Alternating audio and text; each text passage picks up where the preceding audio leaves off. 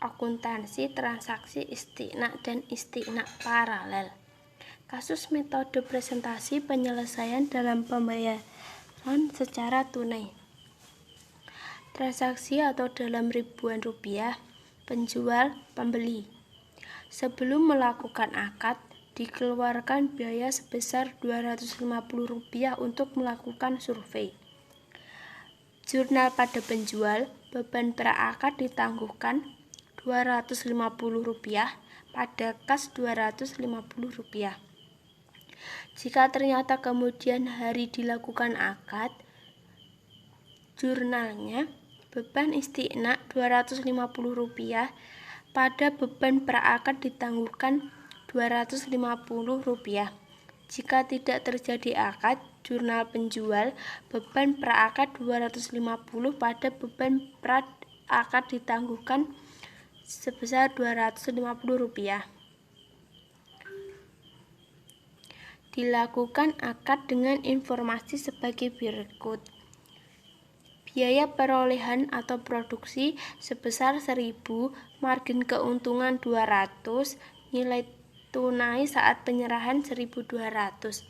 Mengeluarkan biaya perolehan istiqna. Aset istiqna dalam penyelesaian 1.000 pada kas atau utang atau persediaan 1.000.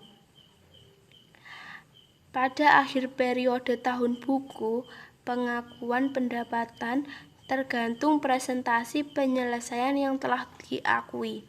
Kalau pada metode akad selesai dilakukan pada akhir masa akad. Jurnalnya, aset istiqna dalam penyelesaian Rp200, beban istiqna 1.000, pada pendapatan istiqna 1.200. Pada saat penagihan dan penyerahan aset istiqna dalam penyelesaian, jurnal penjual piutang istiqna 1.200 pada termin istiqna 1.200. Jurnal pembelian aset 1.200 pada utang istiqna 1.200. Termin istiqna sebagai kontra account dari aset istiqna dalam penyelesaian. Termin istiqna 1.200 pada aset istiqna dalam penyelesaian 1.200. Pada saat kas diterima, kas 1.200 pada piutang istiqna 1.200. Jurnal pembelian utang istiqna 1.200 pada kas 1.200. Kasus metode presentase penyelesaian dan pembayaran secara tangguh. Transaksi atau dalam ribuan rupiah, penjual. Dilakukan akad dengan informasi sebagai berikut.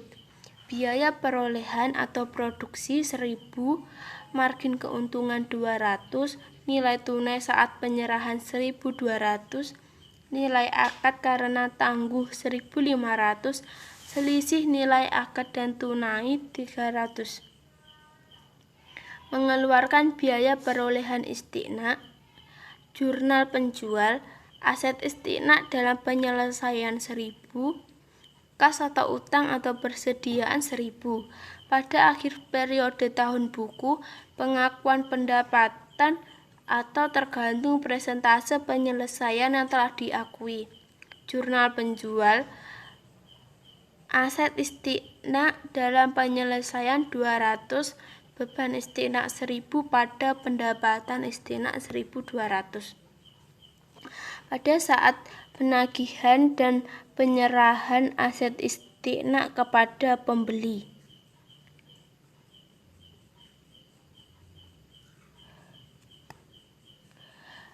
Jurnal penjual piutang istiqna 1.200 pada termin istiqna 1.200. Piutang istiqna pada pendapatan istiqna tangguh 300. Jurnal pembeli aset 1.200 pada utang istiqna 1.200, beban istiqna tangguh 300 pada utang istiqna 300. Termin istiqna sebagai kontra account dari aset istiqna dalam penyelesaian. Jurnal penjual termin istiqna 1.200 pada aset istiqna dalam penyelesaian 1.200. Pada saat kas diterima, diangsur selama 3 tahun, jadi setiap tahun membayar 500. Kas 500 pada piutang istiqna 500. Pendapatan istiqna tangguh 100 pada pendapatan istiqna 100. Jurnal pembeli utang istiqna 500 pada kas 500. Beban istiqna 100 pada beban istiqna tangguh 100. Jika potongan diberikan pada saat pelunasan, maka jurnalnya jurnal penjual pendapatan istiqna tangguh 75 pada piutang istiqna 75. Kas 425 pendapatan istiqna tangguh 25 pada piutang istiqna 425 pendapatan istiqna 25. Utang istiqna 75 pada beban istiqna tangguh 75.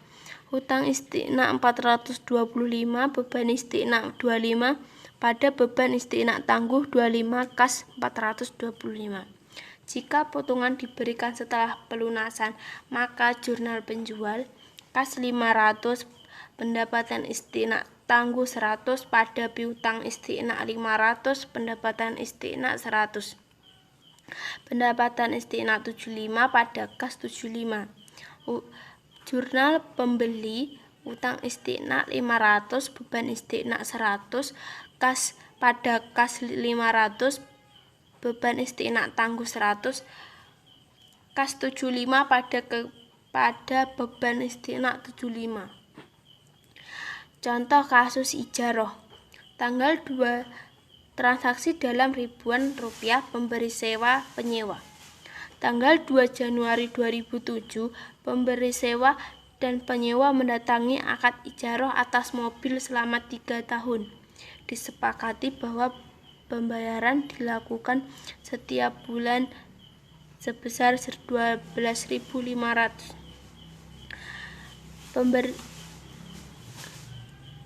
Jurnal pemberi sewa aset ijaroh 150.000 pada kas 150.000. Pemberi sewa mobil yang disewakan sebesar 150.000 dari PTP saat menerima pendapatan dari penyewa. Kas 12.500 pada pendapatan sewa 12.500. Jurnal penyewa beban sewa 12.500 pada kas 12.500. Setiap penerimaan pendapatan sewa pada awal bulan, pemberi sewa jurnalnya kas 12.500 pada pendapatan sewa 12.500. Jurnal penyewa beban sewa 12.500 pada kas 12.500. Pada akhir periode dilakukan alokasi untuk beban depresiasi selama 5 tahun sesuai masa manfaat mobil dengan metode garis lurus. Biaya penyusutan 30.000 pada akumulasi penyusutan 30.000. Penyajian pada akhir tahun pertama untuk aset ijaroh. Jurnalnya aset ijaroh 150.000 pada akumulasi penyusutan 30.000 dan 120.000. Pada saat akhir kontrak aset ijaroh dikembalikan kepada pemberi sewa sehingga dibutuhkan ayat jurnal reklasifikasi. Jurnalnya X ijaroh 150.000 pada aset ijaroh 150.000. Akuntansi asuransi. PT Sang Surya ikut salah satu produk asuransi di PT Citra Asuranse Co. Polis diterbitkan dengan nilai kontribusi atau premi sebesar 1.000 dengan ujroh sebesar 10%. Aktuaria menghitung percadangan kontribusi tabarruk sebesar Rp350. PT Aksyar 09 melakukan pembayaran premi secara transfer bank. Berikut jurnalnya. Piutang kontribusi pada debit 1.000, penerimaan kontribusi pada kredit 1.000, kenaikan KMPMD pada debit Rp350, pada KMPMD pada kredit Rp350. Kas pada debit 1.000, piutang kontribusi pada kredit 1.000. Akuntansi dana zakat. Berdasarkan PSHK 109, penerimaan zakat diakui pada saat kas atau aset lainnya diterima dan diakui sebagai penambahan dana zakat. Jika diterima dalam bentuk kas, diakui sebesar jumlah diterima, tetapi jika dalam bentuk non-kas, sebesar nilai wajar aset. Jurnalnya, kas, dana zakat, aset non-kas atau nilai wajar debit pada dana zakat. Zakat yang diterima diakui sebagai dana amil untuk bagian amil dan dana zakat untuk bagian non-amil. Jurnalnya, dana zakat pada dana zakat amil dan dana zakat non-amil. Jika muzaki menentukan mustahik yang harus menerima penyaluran zakat melalui amil, maka aset zakat yang diterima seluruhnya diakui sebagai dana zakat non-amil. Jika atas jasa tersebut amil mendapatkan ujrah, maka diakui sebagai penambah dana amil. Jurnalnya, kas dana zakat pada dana zakat non-amil. Penurunan nilai aset zakat diakui sebagai A. Pengurang dana zakat jika terjadi tidak disebabkan oleh kelalaian amil. Jurnalnya, dana zakat non-amil pada aset non-kas. Yang kedua, kerugian dan pengurang dana amil jika disebabkan oleh kelalaian amil. Jurnalnya, dana zakat amil kerugian pada aset non-kas. Zakat yang disalurkan kepada mustahik diakui sebagai pengurang dana zakat sebesar A. Jumlah yang diserahkan jika pemberian dilakukan dalam bentuk kas. Jurnalnya, dana zakat non-amil pada kas dana zakat. Yang kedua, jumlah tercatat jika pemberian dilakukan dalam bentuk aset non-kas. Jurnalnya, dana zakat non-amil pada aset non-kas dana zakat. Akuntansi dana kebajikan. Pada contoh ini, laporan keuangan tahun 2014 saldo dana kebajikan Bank Peduli Syariah sebesar Rp10 juta. Berikut adalah transaksi yang terkait dengan dana kebajikan pada Bank Peduli Syariah tersebut selama tahun 2015. Tertera di PPT, mulai tanggal 5 Januari diterima infak dari Bapak Andan secara tunai Rp2 juta. 1 Februari 2015 diterima transfer dari rekening Bapak Wahyu. 7 Maret 2015 diterima transfer lagi dari rekening Bapak Rudi sebagai denda atas keterlambatan pembayaran cicilan murabahah. Yang selanjutnya tanggal 13 diterima dari PT Antariksa sebagai sumbangan sebesar 10 juta. Tanggal 30 diterima bunga dari rekening giro di Chase Manhattan Bank sebesar 250.000. Tanggal 15 Mei disalurkan dana kebajikan sebagai sumbangan kepada Panti Asuhan Yatim Putra Muhammadiyah secara tunai Rp10 juta. Tanggal 11 Juni disalurkan dana kebajikan sebagai sumbangan kepada SD Negeri 1 Sidoarjo. Tanggal 12 Agustus disalurkan secara tunai dana kebajikan untuk pinjaman kerhulasan Mbah Mujir. Terus tanggal 8 September diterima secara tunai pengembalian dana kordulasan tahap 1 oleh Mbah Mujir. 18 Oktober 2015 disalurkan dana kebajikan untuk pinjaman kordulasan Ibu Sukini yang hendak merintis usaha pecel lele. Tanggal 17 Diterima secara tunai pengembalian dana Qardul Hasan tahap 2 oleh Mbah Mujir dan tahap 1 oleh Bu Sukini Pecelele tadi. Jurnal transaksi di atas adalah sebagai berikut. Pada tanggal 5 Januari ada penerimaan dari infak. Jurnalnya kas pada dana kebajikan sebesar 2 juta. 1 Februari penerimaan dari sedekah. Jurnalnya rekening nasabah pada dana kebajikan sebesar 5 juta. Tanggal 7 Maret ada penerimaan dari denda. Rekening nasabah pada dana kebajikan sebesar 100.000. 13 April ada penerimaan dari sumbangan. Rekening nasabah pada dana kebajikan sebesar 10 juta. Tanggal 30 April ada penerimaan dari pendapatan non halal, yaitu giro pada bank lain pada dana kebajikan sebesar 250.000. Tanggal 15 Mei penyaluran untuk sumbangan. Jurnalnya dana kebajikan pada kas sebesar 10 juta. Tanggal 11 Juni penyaluran untuk sumbangan lagi. Dana kebajikan pada kas 5 juta. Selanjutnya tanggal 12 Agustus ada penyaluran untuk pinjaman Qardul Hasan. Jurnalnya dana kebajikan pada kas sebesar 100.000. Selanjutnya tanggal 8 September ada penerimaan dari pengembalian pinjaman. Jurnalnya kas pada dana kebajikan sebesar 50.000. Tanggal 18 Oktober penyaluran untuk pinjaman Qardul Hasan.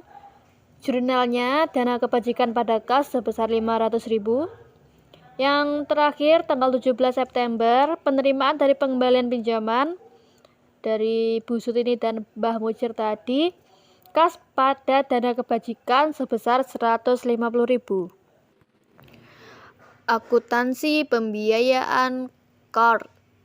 Pelaporan akuntansi Qardul Hasan disajikan sendiri dalam laporan sumber dan penggunaan dana Qardul Hasan, karena dana tersebut bukan aset perusahaan.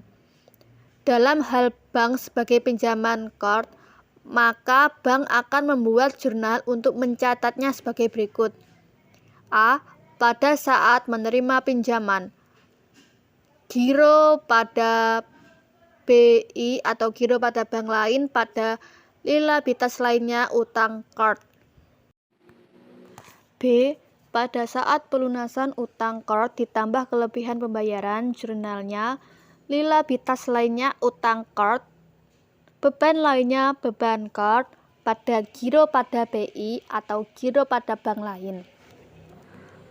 A. Saat menerima dana kebajikan dari pihak eksternal, jurnalnya kas giro pada BI, giro nasabah, tabungan nasabah. Pada liabilitas lainnya penerimaan dana kebajikan yaitu A. Infak, B. Sedekah, C. Pengembalian dana kebajikan produktif, D. Denda, E. Penerimaan non halal, dan F. Lainnya. B. Untuk penggunaan dana kebajikan, jurnalnya liabilitas lainnya penerimaan dana kebajikannya A. Infak, B. Sedekah, C. Pengembalian dana kebajikan produktif, D. Denda, E. Penerimaan non halal, atau F. Lainnya pada kas giro pada BI, giro nasabah, tabungan nasabah. Nah, materi selanjutnya adalah perhitungan bagi hasil. Di sini ada sebuah tabel. Ini merupakan ilustrasi kasus untuk menghitung bagi hasil pendapatan. Nah, seperti ini. Seperti ada sumber dana, penyaluran dana, dan pendapatan, seperti itu. Kemudian menuju ke menghitung jumlah pendapatan yang dibagi hasil. Nah, dalam menghitung jumlah pendapatan yang akan didistribusikan, terdapat 3 alternatif pendekatan. Yang pertama berdasarkan sumber dana pihak ketiga dari bank mudharabah. Dari dana mudharabah.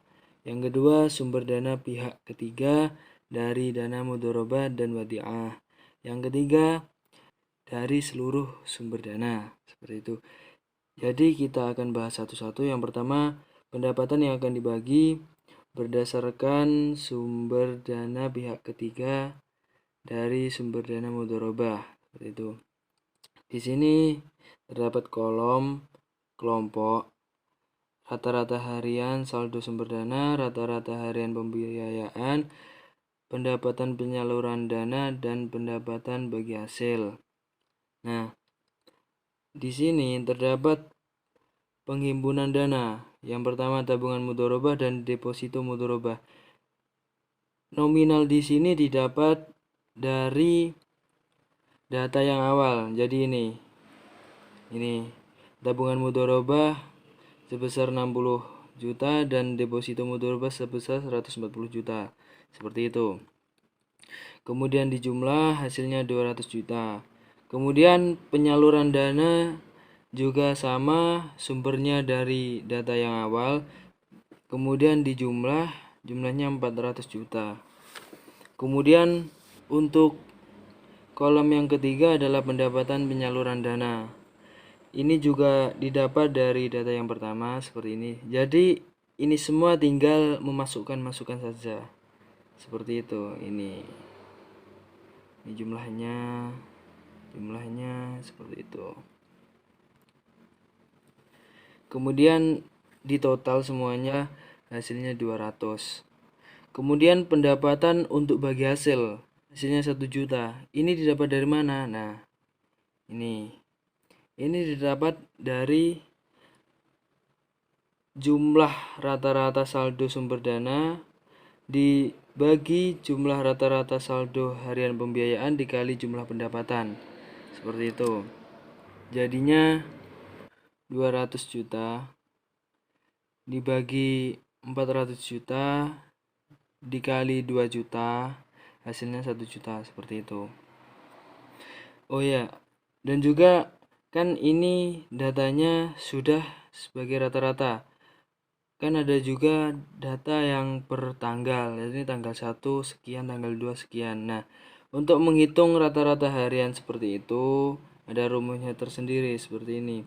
Jadi untuk menghitung rata-rata saldo harian sumber dana atau RSSD, rumusnya seperti ini.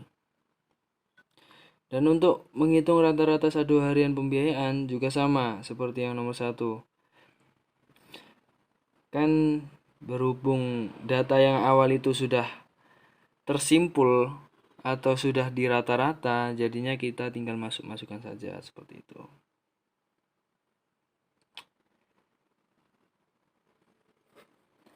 Kemudian alternatif yang kedua adalah perhitungan pendapatan yang akan dibagi berdasarkan sumber dana mudharabah dan wadiah. Maaf, yang ini kepotong seperti itu. Jadi sama, ini semua tinggal memasukkan semuanya. Yang berbeda pada pendapatan untuk bagi hasil, karena tadi dimasukkan prinsip wadiah atau dimasukkan dari sumber dana wadiahnya. Kan yang pertama tidak ada sumber dana wadiah, sekarang dimasukkan seperti itu. Jadi untuk mencari pendapatan untuk bagi hasil juga sama seperti tadi, 300 juta. Hasilnya dari mana? 130 juta ditambah 200 juta. Seperti itu, hasilnya 330 juta. Kemudian dibagi 400 juta dikali 2 juta, hasilnya 165 juta. Maaf, hasilnya 1.650.000. Maaf. Nah, kemudian alternatif yang ketiga dari atau berdasarkan seluruh sumber dana. Juga sama, nominal ini semua berdasarkan data dari awal, tinggal memasukkan saja. Kemudian untuk pendapatan untuk bagi hasil juga sama, hasilnya mencarinya juga sama, hasilnya 2 juta seperti itu. Kemudian untuk hak bagi hasil untuk bank dan nasabah. Di sini diberikan satu contoh soal saja. Maaf, satu contoh kasus saja dari alternatif yang pertama, dari sumber dana mudharabah. Seperti itu. Jadi di sini tabel ini berisi jenis kelompok, saldo rata-rata, nisbah nasabah, dan nisbah bank. Nah, nominal ini juga berasal dari data yang awal. Kemudian untuk deposito mudharabah ini yang berbeda. Di sini dilihat ini dibagi jadi 4 bagian. Yang pertama 1 bulan, kemudian 3 bulan, kemudian 6 bulan, kemudian 12 bulan. Nah, ini data yang baru. Jadi di sebuah kesepakatan sudah ada datanya, tinggal ini seperti itu. Kemudian untuk nisbah nasabah dan nisbah bank ini berasal dari persetujuan penyetoran dana dari nasabah ketika terjadinya kebijakan atau kesepakatan antara bank dengan nasabah. Seperti itu. Kemudian di sini ada tambahan pada saat distribusi bagi hasil kepada nasabah dan bank. Nah, di sini dilihat ada proporsi pendapatan bagi hasil. Ada 300.000, 200.000, 150, 250, 100.000. Nah, ini dihitung atau perhitungannya menggunakan rumus ini. Nah, menggunakan rumus ini, proporsi tabungan mudharabah, yaitu saldo rata-rata sumber dana dibagi jumlah keseluruhan saldo rata-rata sumber dana dikali jumlah pendapatan. Nah, hasilnya seperti 60 juta dibagi 200 juta. 200 juta itu berasal dari ini. Ini dijumlah semua hasilnya 200 juta. Ini dijumlah semua hasilnya 200 juta. Seperti itu. Kemudian dikali 1 juta. Ini didapat dari pendapatan bagi hasil yang awal. Yang 1 juta tadi. Seperti itu. Jadi ini saya lihatkan. Jadi ini dari ini. Seperti itu.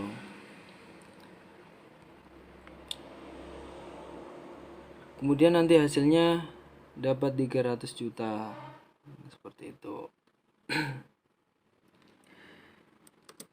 Kemudian 300 juta ini dikali 40% untuk mendapatkan pendapatan nasabah.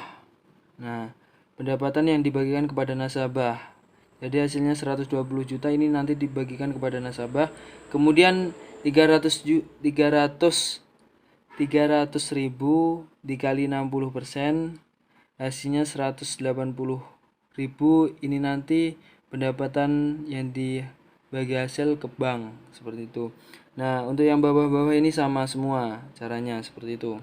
Selanjutnya yaitu transaksi ijarah. Dalam praktek perbankan sering menerapkan transaksi sewa atas sewa, yaitu menyewakan barang sewaan. Dalam hal ini objek ijarah yang disewakan tidak mesti menjadi milik bank. Misalkan PT Yasmina menyewa sebuah ruko untuk usaha pakaian muslim. Pemilik tempat sepakat untuk menyewakan ruko dengan harga sewa 150 juta rupiah untuk 2 tahun 24 bulan. Karena PT Yasmina hanya memiliki uang tunai untuk sewa 50 juta rupiah, PT Yasmina mengajukan permohonan pembiayaan kepada Bank Syariah. Skim yang disepakati adalah skim ijarah dan agunan yang disepakati adalah kendaraan milik PT Yasmina, Toyota Kijang Innova tahun 2006. Setelah dilakukan proses analisis, maka bank memberikan persetujuan pembiayaan dengan keterangan sebagai berikut. Langsung saja, bentuk-bentuk jurnal transaksi di atas adalah sebagai berikut. Jurnal saat pencairan, yaitu aset yang diperoleh untuk ijarah di debit yaitu 100 juta rupiah, kas di kredit 100 juta rupiah. B. Jurnal saat angsuran, yaitu kas atau rekening nasabah di debit 4.770.347,22 rupiah. Pendapatan ijarah di kredit 4.770.347,22 rupiah. Nah, selanjutnya itu akuntansi kas, transaksi kas kecil. Ini soal-soalnya. Transaksi kas kecil ini transaksinya bisa dilihat. Lalu langsung saja ke jurnal. 1 Maret, yaitu dana kas kecil di debit Rp500.000, kas di kredit Rp500.000. 31 Maret, beban konsumsi rapat Rp40.000 di debit Rp40.000, beban bahan bakar di debit beban bahan bakar di debit Rp60.000, beban asuransi cash in safe di debit Rp50.000, beban asuransi cash in transit di debit Rp20.000, beban koran dan majalah di debit Rp40.000, beban listrik di debit Rp120.000, beban air Rp100.000 di debit, beban servis kendaraan di debit Rp50.000, kas di kredit yaitu Rp480.000. Selanjutnya yaitu akuntansi pajak. Bisa dilihat transaksi kasusnya seperti ini. Langsung saja ke jurnalnya, yaitu pada tanggal 30 bulan 10, beban bonus Wiro Wadiah di debit Rp100.000, Giro Wadiah Antarik MR di kredit Rp80.000, titipan kas negara PPh pasal 4 2 Giro di kredit Rp20.000, tanggal 30, hak pihak ketiga atas bagi hasil di debit Rp60.000, tanggungan mudharabah di kredit Rp60.000, tabungan mudharabah di debit Rp12.000, titipan kas negara PPh pasal 42 tabungan di kredit Rp12.000.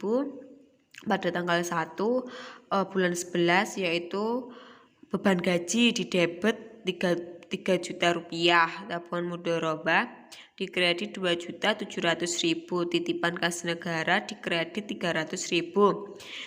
Tanggal 1 bulan 11, yaitu beban pajak di debit Rp15 juta, titipan kas negara PH 21 badan di kredit Rp15 juta.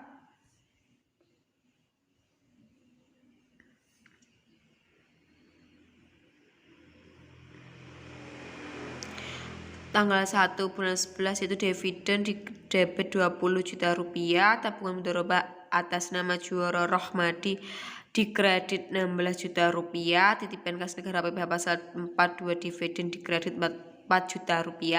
Tanggal 5 bulan 11 yaitu rupa-rupa titipan kas negara di debit Rp256.640.000, Bank Indonesia di kredit Rp256.640.000. Sekian dari kelompok kami. Terima kasih. Wassalamualaikum warahmatullahi wabarakatuh.